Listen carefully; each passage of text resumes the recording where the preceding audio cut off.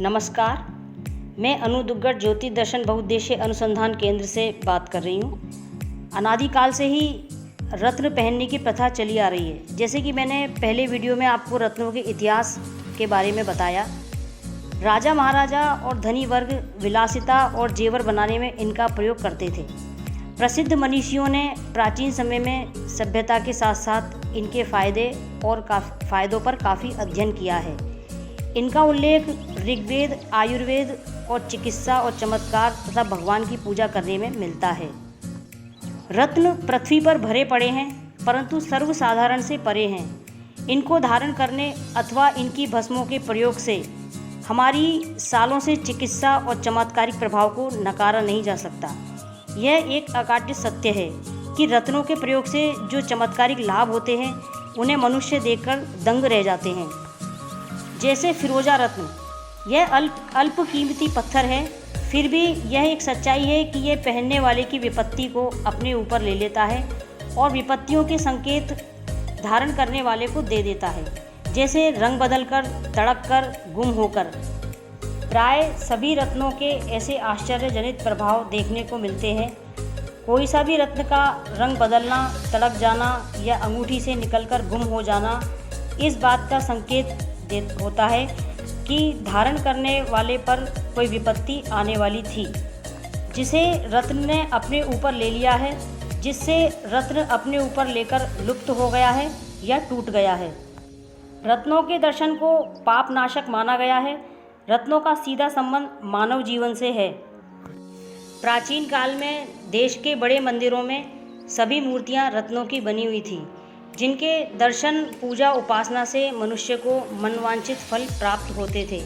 परंतु आर्यावर्त पर हमलों से वह रत्नों की मूर्तियां मुगलों और अंग्रेजों के द्वारा लूट ली गई।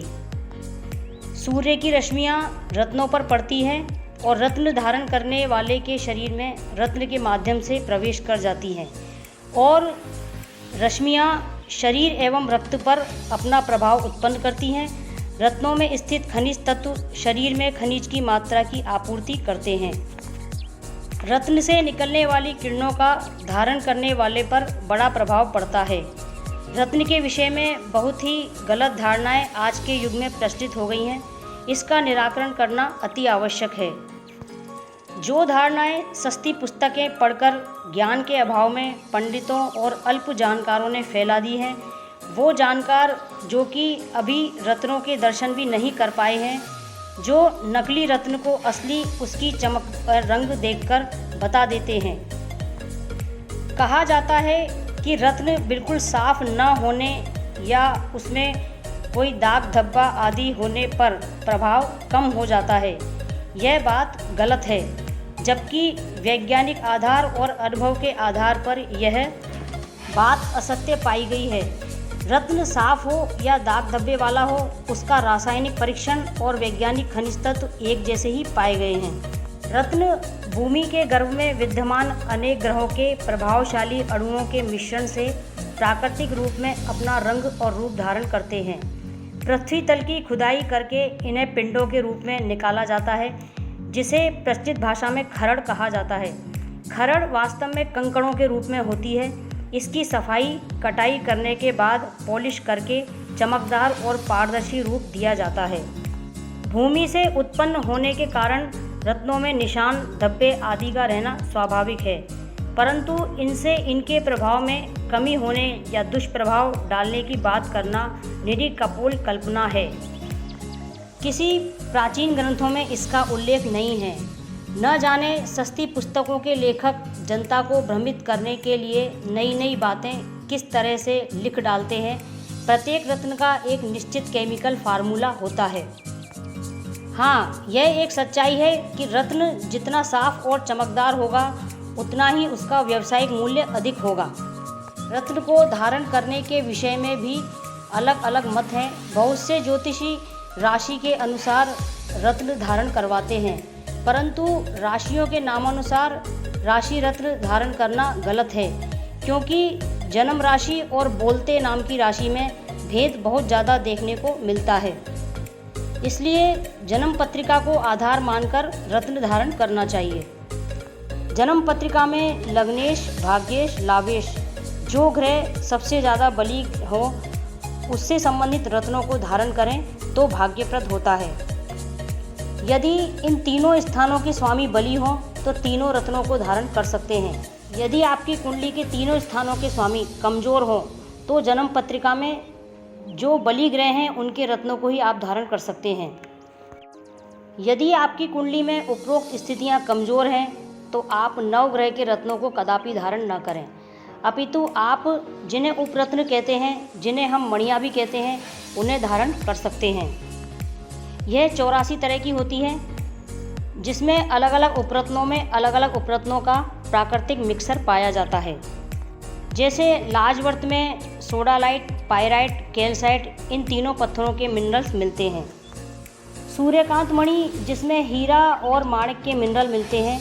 जितने भी उपरत्न पाए जाते हैं उनका अलग अलग रासायनिक मिश्रण पाया जाता है।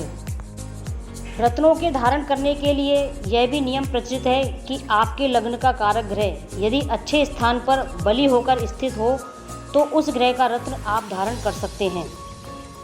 जो ग्रह आपकी कुंडली में खराब स्थिति में है या खराब योग बना रहे हों तो उनको कदापि रत्न धारण नहीं करना चाहिए, क्योंकि ये ग्रह अपना प्रभाव रत्नों को देकर काफ़ी स्थिति और ज़्यादा खराब कर देते हैं। क्योंकि रत्न ग्रहों के पिंड होते हैं, इसलिए जब भी आपकी कुंडली में खराब योग हों तो इनसे संबंधित रत्नों को धारण न करें, बल्कि खराब योग को ठीक करने के लिए उन ग्रहों की कारक वस्तुओं का दान, पुण्य, व्रत, उपवास करते रहें और उनका दोष शमनार्थ ग्रहों के रत्नों के दान से करें। क्योंकि रत्न ग्रहों की ऊर्जा के पिंड होते हैं जो कि आपके शरीर में उस ग्रह की ऊर्जा को बढ़ाते हैं।